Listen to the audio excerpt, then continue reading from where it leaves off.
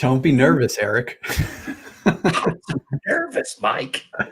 Don't be. I've been live 17 times this week. It feels like, so it's only Wednesday. There's a old. I don't know when this. I did a podcast a couple of years ago with a friend of mine, and he quoted. It was all about doing TED Talks. We did a podcast called Road to TED, and it was because we both love TED Talks. We were both like interested in being TED speakers, and we talked to TED Talk folks. We talked to people who did not TED Talks, but TEDx Talks, which was cool. And one of the guys said about, we were questioning him on the podcast. We were talking about, speaking skills, how to hone your speaking skills. And one of the things that comes up is that people get nervous, right? Yep. And he said, I can't remember who the gentleman was. I think he was a TEDx speaking coach. He said Snoop Dogg, he was quoting Snoop Dogg, said, "Don't be nervous, be at their service." Don't be nervous, be at their. I love that. I love people that say they get nervous. Because I as I've gotten older, I realize that being nervous is really just a form of excitement. Yeah. You got to learn to just channel that. Like I said, be of service. Don't be nervous. I absolutely dig that. I think that's a great quote. I always remember that, and I always thought, when I get on, like I do some speaking at events, and I have to get on stage, and I'm not. I think everybody gets nervous. You're not human if you're not nervous. So when I'm off stage and I'm thinking, I know I'm going to be fine going up there, and I think, don't be nervous. Be at their service, man. And it calms me down. Yeah. Hey, hold on. I apologize here. I gotta share our live into some groups right now. Right. Cool. So let me share this a little bit, because if you're a good guest, you're sharing, this live into groups so other people can enjoy everything we're talking about. Right. That's awesome. There you go. Shared. Awesome. So cool. Well, let's do this. Let me set the table here. Let me set things up. This is also a podcast, right? And it's kind of a rebranding week. And this is the first episode that I'm doing with a guest that is actually outside of our channel in the IT industry. And this is something I wanted to do for a long time. I got inspired by your podcast, which is called The Penalty Box. You guys do it live. You do it with a co-host. Yep. And we'll promote that and put that up here shortly, because I was watching what you do. And that's what got me to bring you in here as a guest. We're kind of off in some communities together. And I was like, man, the colors are congruent, and it's different things that you were doing on live that I'm not doing. I was like, oh, I got to do that. So I've got a little cool background. I'm displaying the screen the way you normally do. But yeah, so this is the Elevating IT podcast is all about taking IT up a notch, right? Like as an IT provider, selling your service so that the small business, the business that you're selling to, benefits and gets the best service. So for folks listening to it, that's what Elevating IT is all about. And this week I have a guest who is not in IT in the channel at all, knows pretty much. I'm not sure what experience you have in IT, but zero.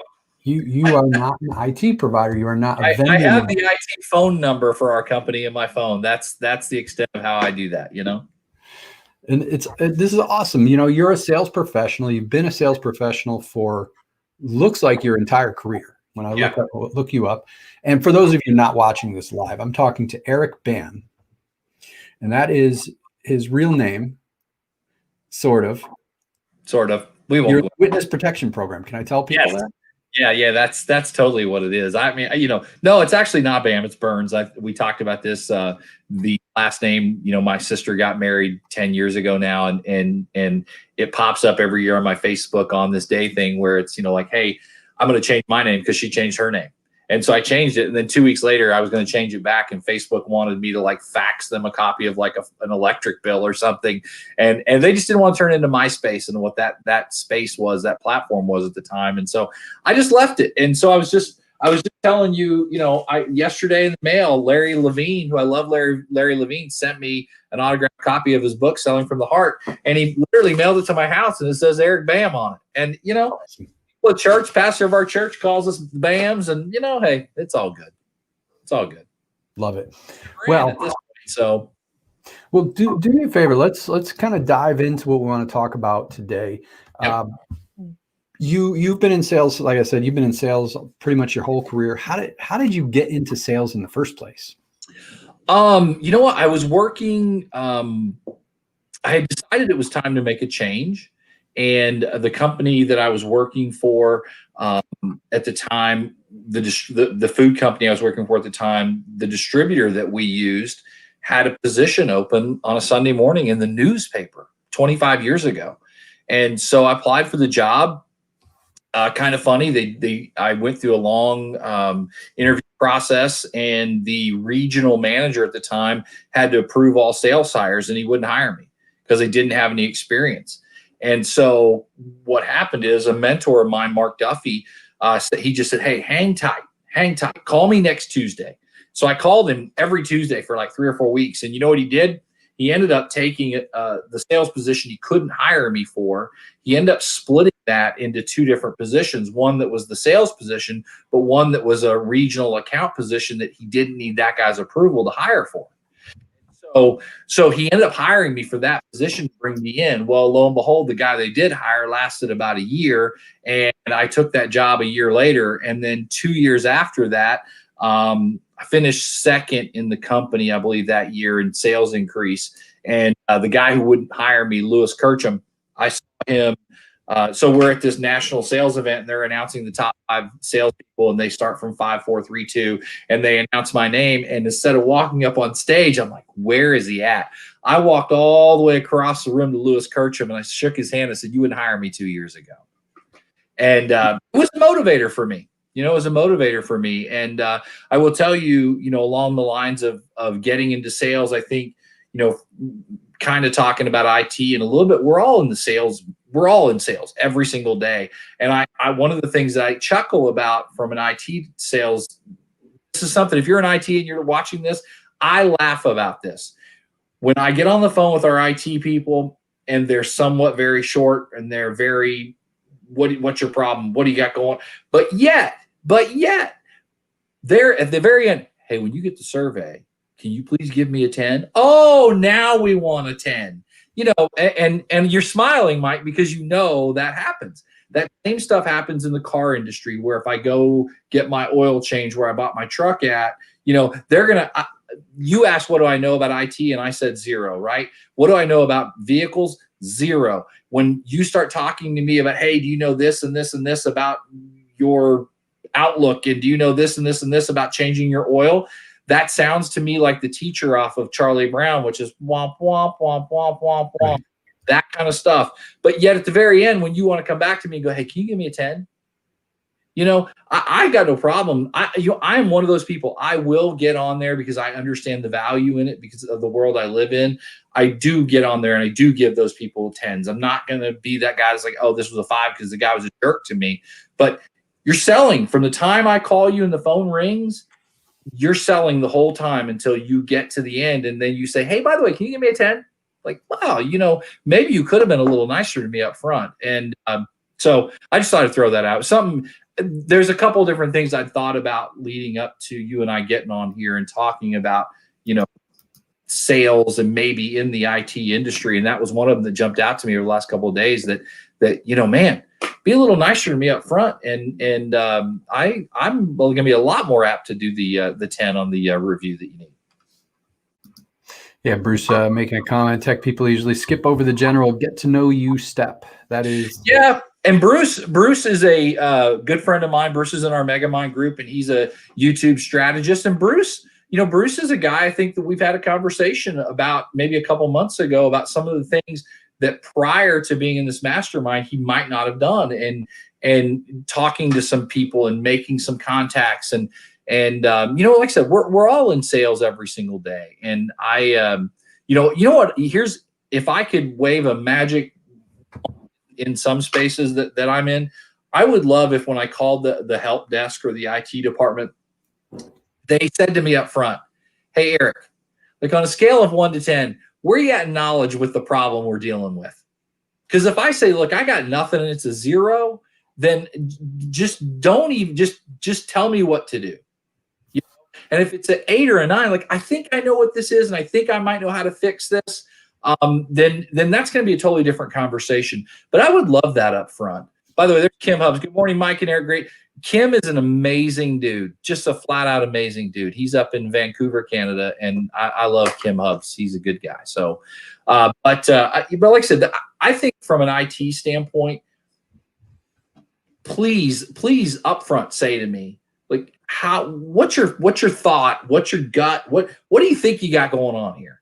And then don't talk down to me. And to Bruce's point, the get to know you part of it, you know, even if it's something to make me feel comfortable, even if it's something as easy as saying, hey, I see you're in Tulsa, Oklahoma. How's the weather down there today? I'm in North Carolina. And that would make, as someone that knows nothing about what you do, and thank God for IT people, because we need them. But, you know, I'm just telling you, just a little dose of that.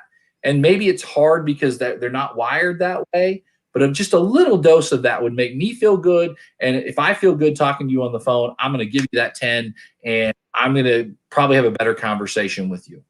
Right. And then they're not going to buy from you. You know, we preach that in my company is you've got to talk to the client and the prospect like you would talk to somebody who knows nothing about IT, because they probably don't. Even if they're in a technical job, it's confusing stuff. And I even agree. in your industry, why don't you talk a little bit about what you sell? Because you have an interesting product, and I'm sure that there is a technical, even though it's in their industry, they understand what it is. You still have to kind of take the tech talk out of what you sell to the people you sell it to, right? Yeah, we do. We do a couple of things. Number one, we're very dominant in the pizza delivery bag and catering bag world. And so, and some of those things from that standpoint that you take for granted. I had a conversation with a guy Monday who said, hey, I bought this bag. Do you know what it is? And I said, yes. And he said, literally, the stitching started to rip within 3 days, and on a pizza delivery bag. And I said, you know, that's some of the geeky stuff about what we do, is that all of our bags have double stitching on them. Who knew there were levels of Velcro, but we use the highest level grade Velcro. Just some of those little things that we don't think about in the pizza delivery bag world, or that they look at it and go, what's the price? And it's not always about price. And so, and then, you know, talking about, you know, the science behind a Perfect Crust Pizza Liner, which is right here. So this goes in your pizza box, and your pizza sits on top of it. And you can see those little bumps and dimples in there. The science behind that is the bumps lift the pizza up and allow the air to circulate, okay, while the dimples absorb all the grease and the moisture, keeping your pizza crust really crispy. And when I explain that to some people, they're like, nah, bro, come on. But then when they see it and they try it, they get it and they're hooked. The science behind it really works. And so now from an end user standpoint, as far as like if you bought a pizza from Eric's Pizza and you get it home, you'll see it in the box and be like, I have no idea what that is, right? But I can show operators. And one of the things I love to do is to get on like Twitter and just search soggy pizza. See everybody tweeting out, oh, I got my pizza from Eric's Pizza and it was soggy and awful. And you'll just see them. Yelp reviews like that, where, you know, if somebody puts it on a sheet of wax paper, I'll say, well, why do you do wax paper? Well, that's what my dad always did. And I say to some people, you know what, my dad used to beat the crap out of me when I was a kid. We don't do that anymore. You know, and so some of the science behind that, a piece of wax paper in a pizza box, when you get a pizza at home and it's got wax paper in the box, literally all that wax does is it creates a barrier that pushes all that grease and moisture right back into your pizza. So your pizza is going to be soggy when it gets home. So we have a solution to that. And you know, we picked up national chains like Marco's this year. We picked up Little Caesars in the last 2 months, and a lot of independents. Man, we love our independent pizza guys. They're amazing. They work hard and they're really good dudes. But yeah, I do have to talk about like the nuts and bolts side of it and the science behind it sometimes that people don't understand. And they just go, okay, well, how much is it? I'm like, it's not about that. It's about the bad Yelp reviews you're getting right now because your pizza's soggy. Yeah. And what I hear in how you explain that to me, you know, it's something that's technical. It's not like talking about DNS or cybersecurity. I don't even know what that means. Got a level of technical to it, right? Yeah. You have to train people on what it is. And what I heard as you were explaining that was a lot of the value. Yep. I didn't hear a lot of you have to explain the technicals, some of the technicals, but you didn't go into thread count or what paper it's made out of, or, you know, you didn't bury me in technical details. You're really talking about the fact that I'm going to get a crispy pizza. Yep. Your customer's going to get a crispy pizza. Right. That's the win. I mean, in the world we live in right now, where more and more stuff, you know, I read a stat the other day that 70% of people are only going to eat at places they've been to. And then of that 70%, 60% of those people are doing more carry out and delivery than they've ever done in their life. And so as an operator, you've got to do everything in your power to protect the integrity of your product when it gets to someone's house. Yeah. You have to. So there you go. Now you know everything. You could sell Perfect Crust Pizza Liners now, Mike. I can, and you know, I might, because that's a big complaint for me. Like I know the next time I'm in my pizza place, I'm gonna ask them what kind of liners they use. Hey, I'm gonna send you a box, and you just walk in and go, "Hey, can you put my pizza on this?" Right?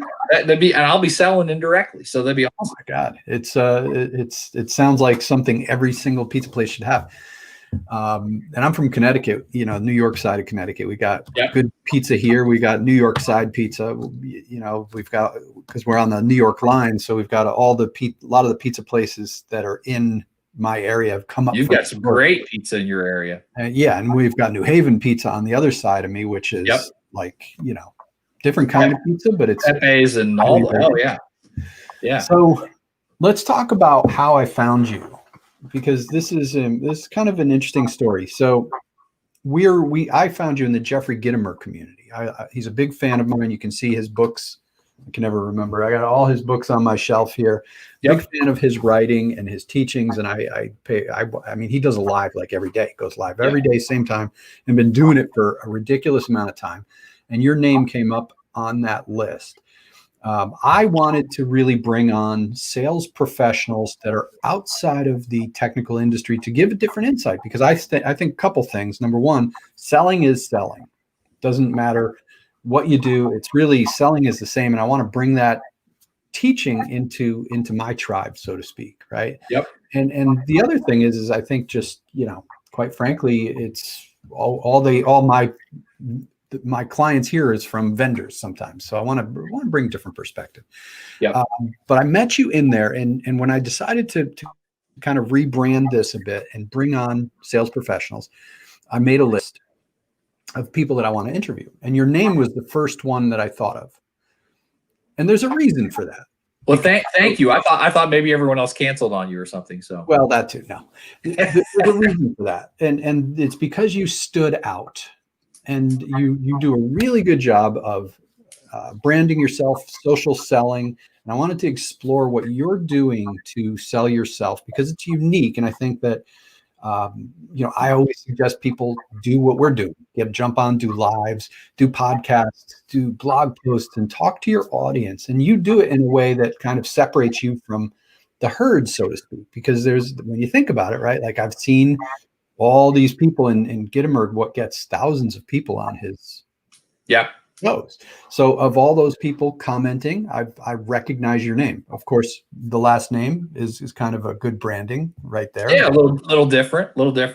But then I started watching your stuff. You know, I'd hear you and watch you. And so I want to talk about that, because first of all, your podcast, and let me put that up here. Yeah, the Penalty Box Live. The Penalty Box. So where can people find that first of all? You can find it on Facebook and YouTube. It's the Penalty Box Live. It's hosted by myself and Tim Lord, a fellow Jeffrey Gitomer guy. And Wes Wyatt is our producer, fellow Jeffrey Gitomer guy. We all came together through the pandemic, and we have a great time on that show. We talk about sports and sales and anything else in between. We have a guest on every week, and it's a lot of fun. It's a lot of fun. We had Joe Soto on yesterday, who was tremendous. Next week, we've got Caroline Matthias on, who is a big, she's like a phoenix that rose from the ashes of she may say, from the standpoint of just her body image and what she did and how she changed her life and through eating and what she does different. And so we're having fun with it. And I think it's just part of being out there and being seen. And, the world we live in, I think this is the second time I've said that now, I should stop saying it. The world we live in now, where, for us in our company, we're not traveling, and because we're not traveling, you've got to find different ways to be seen. And, Joe had made a comment, Joe Soto made a comment on something I watched with him a couple weeks ago. And he talked about, 15 years ago, you said, man, I could be on TV. I could be a TV star. Well, now you have the opportunity. You can do that right here. You can take this show and you can take it and you can repurpose it onto a podcast on Spotify for free. You can put it on YouTube and have a YouTube channel. If you can get live on LinkedIn, you can be on LinkedIn. You can broadcast it to Twitter via Periscope. You have every opportunity in the world to do that. You've just got to get off your lazy butt and do that. So. Yeah. So, well, let's talk about this because you're doing this. Yes. It's not about pizza. It's about sales. It's about sports. It's about all sorts of different things. And I've seen people do this right. And I think you're doing it very, very right. And I've seen people do this wrong, right? Because we want to be able to, when we're, from a marketing and selling perspective, you want income. You want revenue to be generated from the things that you do. Right. And I see that you're doing that and you're making that happen. I've seen other people do that and it's so incongruent. It doesn't connect the dots and it doesn't help move the needle for them. And then they get disenchanted with it. They don't think it works. For you, you're providing value for your community. Yeah. So talk about that a little bit. Is it working for you? How is it working for you?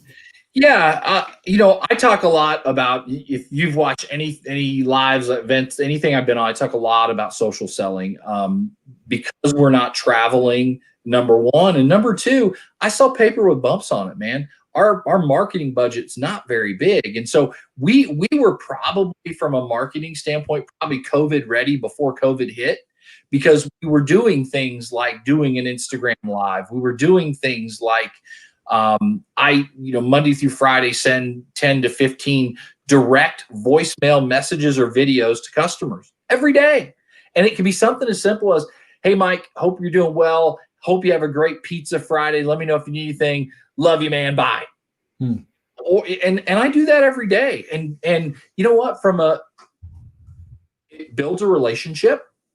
It entrenches our brand even more with those customers that here's this guy who's the vice president of sales and who's sending me a message. And you know what? We develop relationships. I had a great example 3 weeks ago of a guy who I sent a message to. I said, hey, bro, hope you have a great day. Pizza Friday, baby. Let's go. And he replied back and said, man, thanks for the message. Hope you have a great day. And he said, love you, bro. Love you, bro. And I thought, this is a guy I've never even seen face to face. That's awesome. I've had him on our live before. We have a lot of things in common, but it just hit me. I'm like, wow, that's how powerful some of that stuff can be. And with everything going on right now with the pandemic and with no travel, we find different ways to reach out, connect with people. And so when I talk about social selling, I talk about, I've got kind of 6 bullet points, but the acronym I use is, when you post, you should inspire, connect, and educate. So don't talk about the pandemic and don't talk about protests and don't talk about politics, because none of that inspires, connects, and educates.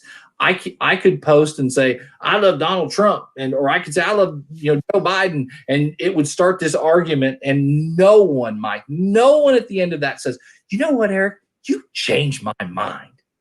You don't do that. Right. It never happens. People become more entrenched in how they feel and become more angry and more bitter towards you. And then we get so worked up over what someone thinks. And the reality is, Mike, I don't even have your phone number on my phone, and I'm worried about what you think and what you said to me. Think about that. And then the other thing is regarding social selling. So inspire, connect, and educate. And I try to talk about my family first. I try to talk about my customers and prospects second, because I connect with them on every social media platform. And then I talk about my business last, because if I talk about my friend, my family, my friends, I talk about what we've got going on in our life, we connect on different levels. I had someone reach out to me in the last 4 weeks, I guess now, it'll be 4 weeks ago this week. And she sent me a message and she said, "Hey friend," that's literally the first thing, "Hey friend." And I never talked to her. I had never seen her. She's a pizza operator that's on the West Coast. And we've been friends. I looked it up. We've been friends on Facebook for like 8 months. I never pushed our product on her, nothing. But she said, "Hey friend." And she said, "Hey, do you have a minute to chat? I'd like to talk to you about Perfect Crust." And I said, "Sure." That's awesome. I literally FaceTimed with her. FaceTimed her, and she said, "I've seen everybody that uses your product. I want to use your product. We've really got to up our game on to-go packaging." She said, "I'm sitting here with my rep. Can you help me? I need item numbers." I said, "Yes." Boom, here you go. And so there was one item that they didn't stock that she needed, and we got that to them. And as that phone call started, literally the first thing she wanted to do was talk about my daughter. "I want your daughters are so cute, and I have an 8-year-old daughter." And we had a whole conversation about that, and that was all because I talked about my family first. Then, and she kind of sums all this up. We talk about my family first, so she's got a connection with me on a different level because I've popped the hood and let her see what's going on underneath and what's going on in my world. Secondly, she talked about the fact that I see all these other people that use your product, because I'm sharing all their content and I'm talking about them and just saying, "Hey, thank you, Tony Gemignani, for using our Perfect Crust Pizza Liners. We love it."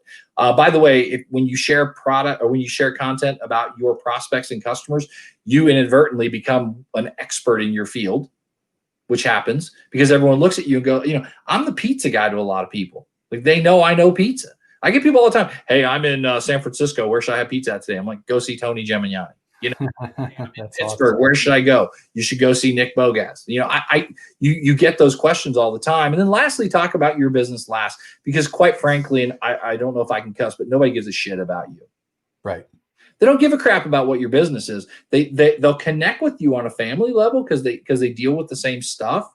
And they love the fact that you're sharing their content. But really, at the end of the day, we're all very self-centered, whether we realize it or not. So you know what? Talk about your family first. Talk about your prospects and customers second. Talk about your business last. In that process, inspire, connect, and educate. And I will tell you this. I have some people, when I say this, they're like, "No, I can't do that." Post 3 times a day. And some people are like, "That's just too much, and I'll lose friends." And I'll answer the question. I'll answer that thought 2 different ways. If you and I had walked into the hotel bar in Houston for dinner, and we didn't know each other, and we were there for the next day for a Jeffrey Gitomer seminar, and we sat next to each other at the hotel bar, there's a stat out there: within 3 minutes, one of us will say to the other, "So what do you do?" Oh yeah, absolutely. I don't say, "By gosh, Mike, you should see me father." No, I don't say, I parent like no one's business." We immediately talk about what we do for a living. And so if your friends and family and people that you're connected with on social media, if they have a problem with you talking about your business, then they're not your friend anyway, because that's how I provide for my family. So post 3 times a day, talk about your business a little bit, but as you post those 3 times a day, talk about your family, talk about your customers and prospects, talk about your business last. And the other thing I'll say on that, regarding 3 times a day is 10 years ago, 11 years ago on Facebook, I would go to Mike Brooks's page and I would look at your wall. Right? I was very specific about going. And now it's just scroll, scroll, scroll, scroll. You could post, my mom could post 3 times a day and I maybe see one of them. Yeah, it's a moving parade. It is. And so it's the equivalent of whether it's LinkedIn or it's Twitter or it's Facebook or it's Instagram. I love that. It's a moving parade. I look at those and they're literally free billboards on the highway. And people drive by it. So you got to take advantage of it. But I'm going to borrow that. Well, I'm not going to borrow. I'm just going to use that as my own. It's a parade, and it literally is. And we just start scrolling. Right. We don't go and look and say, "Oh gosh, Mike posted 4 times, and I'm done with that." Well, it's one of the reasons why I tell people it's like, just do stuff, turn on the camera and start filming stuff because it's Yep. here and gone, right? Like Yeah. I can turn on a live and it can be a train wreck, but you know Right. what? It's like, unless I did something really stupid that has that viral element of look what stupid thing Mike did, Yeah. which it's hard to go viral. It really is hard to go viral. Even Yeah. If you're living to try to go viral, you're living for the wrong thing. But So it's, do it. It's social selling. great. Right. What were you gonna say? I was finishing that thought is that it's better to put stuff out there frequently and just get in the parade. You've got a chance of being seen. It's just so hard to be seen. So Yeah. listen, this is good stuff. But I want to go for another 2 hours. I've had a lot of coffee this morning. So you have. I got a bunch of questions I haven't even asked you. Like, well, let's go. Shoot them off. Let's go real quick here. I want to do like a rapid fire with you. So we usually run this the podcast sticks around 30 minutes. So we're at 30 minutes now. So I want to kind of do a little rapid fire with you. Okay. Do you consider yourself a natural salesperson? Yes. Do you think? I think I'm just kind of naturally wired that way. However, I've got this book. I've got this book. I've got this. I've got 5-6 books sitting on my desk that I am probably naturally more wired for that, but I'm also trying to get better every day. Yeah, you are. You're always doing something to try and make yourself better. That's a great point. Here's a person who is a natural at it. And I think people who are in a sales professional career are usually somewhat natural at it. They're going to lean towards natural at it. Yep. Do you think you've met all sorts of people? Do you think people can get to a point where if they're not natural salespeople, they can get there? Yes. I totally think so. I've joked around in the past. You want to be really good at sales, call people back, do what you say you're going to do. You'll outpace 80-90% of them. I love that. You leading with call people back. Yeah. Call people back and do what you say you're going to do. And you'll outpace just a lot of salespeople. Really not that difficult. I think one of the most powerful things you can do in sales is say, I don't know, but I'll find out. And you find out, people love that. And you learn in the process. I think learning how to sell, some people just have it very where they can walk in to start a conversation and we can talk about the books behind you and we can talk about this or we can talk about that. That is one of the interesting things about right now where we're not walking into people's offices. Right.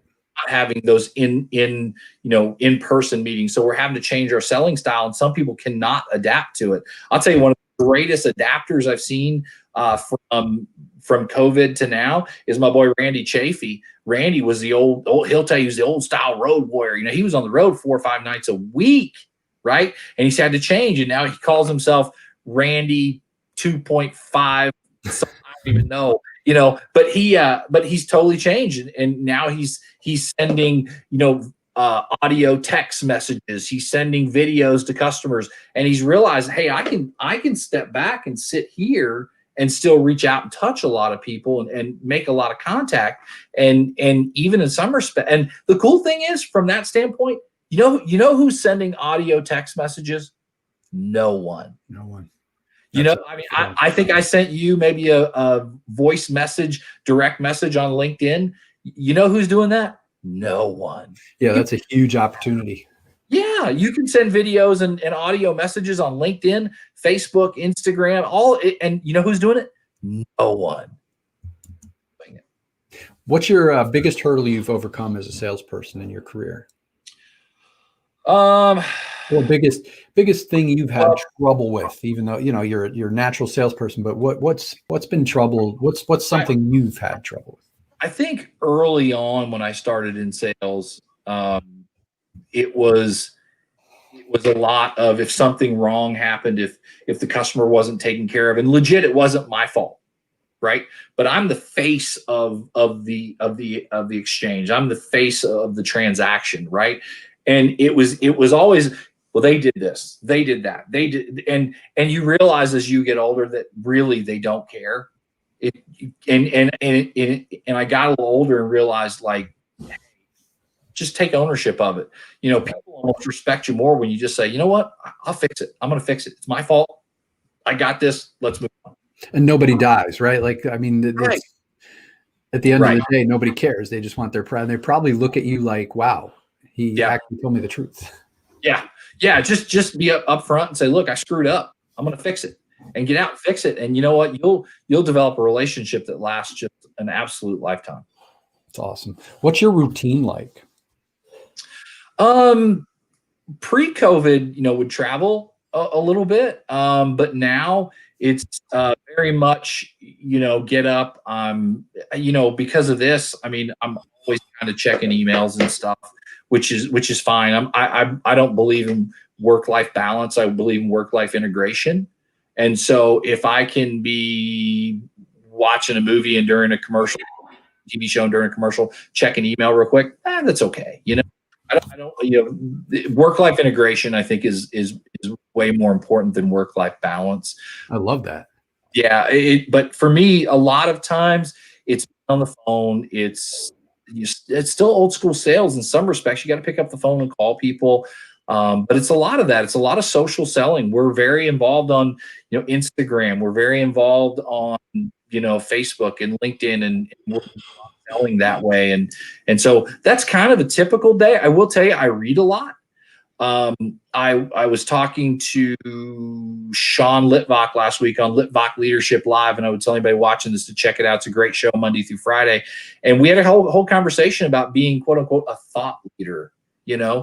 And there was a time when I thought that was kind of cheesy, but sometimes some of the best things that happen for me from a work standpoint or even a personal standpoint is to literally put the headset in and listen to something and go for a walk. And when you're walking and you're thinking, and you'll come up with great ideas that really do move the needle. So there is something to be said for being a thought leader and reading. I read all the time. Well, let's talk about that a little bit. Who's some sales mentors or the biggest best books that people should read? Or you know what? Obviously, you know, I'm a huge Jeffrey Gitomer fan. I have been, you know, since the Little Red Book of Selling. You know, my previous position at a different company, every sales rep we hired, we made them buy that book. You know, buy that book, go read it. Past that, you know, modern day stuff. Like I love Gary Vaynerchuk. I don't love everything he does and says, but I love a lot of the principles about what he says. You know, as far as giving value for free.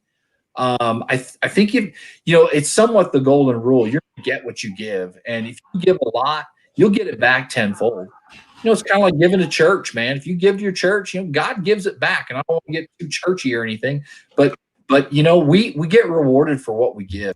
And A, and then B, who wants to run around with a selfish heart anyway? You know? But there are so many. I read so much. I love podcasts. And I'm all over the place on what I'm listening to. I love to listen to ebooks. There's a book by Gary John Bishop. I apologize. It's Unf Yourself with a little asterisk in there on the U. Right. And you know what? It's freaking phenomenal. I've listened to chapter 2 and chapter 7 in that book. I bet 20 times each. It's just phenomenal. And writing that down. I think you know, garbage in, garbage out, and good stuff in, good stuff out. And you know, don't watch the news. Get on the treadmill and listen to something. Yeah, agree with you 100%. Awesome. Last question for you, Yes. and then I'll let you go get going with your day. Who else should I have on this? Who's another sales pro I should have on the podcast? I'll give you a couple, actually. I mentioned Randy Chafee. You should have Randy on. Old, you know, like I said, old school sales warrior guy. You know, Sean Litvak with Litvak Leadership, Brian Monahan, you know, Kellen. I think Kellen commented on here. Kellen Ann, who's, you know, cards that wow, who started a business. See, I have it ready. Who started a business during the cool. She I say this about her all the time because it's more and more true every day, but she has just the heart of a servant, which in sales is phenomenal. She has the heart of a servant with the attitude of a cheerleader.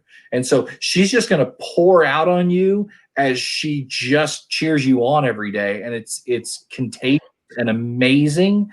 You know, those folks would just, Brian Monahan, if I didn't say his name, just phenomenal just sales executive. And any of those folks, Tim Lord, who's on the Penalty Box Live with me, owns his own marketing agency right outside of Boston. And the guy is just a rock star, just a stone cold rock star. Awesome.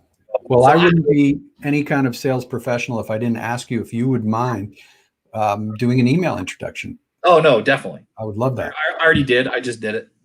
Awesome. Yeah, great. email. Well, I'm going to throw this back up on the screen, the Penalty Box Live. Go check that out on YouTube and Facebook. Eric, thank you so much for being here. How else can people get in touch with you if they want to follow you? Yeah, super easy. You can follow me on all platforms. It's at the Eric Bam. Pretty easy. And that's my pro tip of the day. Make sure that all your social media, you have the same handle on all of them, and then you can do what I just did, at the Eric Bam. So if it's if it's Tim Lord, be at Tim Lord, and fine. I you know what I did on it, and I know we need to wrap this up, but I opened up. I had 4 tabs open. And I literally I went through and figured out this is the one I can use for all of them. That's awesome. That's the way to do it. Mine was tricky. I had to add my middle initial, which is S. So I'm Michael S. Brooks on just about everything. Yeah, that's cool. I think I'm Michael S. Brooks on Twitter, but I don't use Twitter. Yeah. I kind of left Twitter. Twitter's morphed into just like current news. What's going on? Current news, current sports, whatever. Like that. So, I use it when I want to complain about like if I get really, really mad at like a big brand, that's what I use Twitter for, because I know. Hey, can I throw out one last thing before we go? Absolutely. We've got Thanksgiving, and we've got Christmas and the holidays coming up, and I am not a person that struggles with depression at all, but a lot of people do, and I think this holiday season is going to be far worse than ever.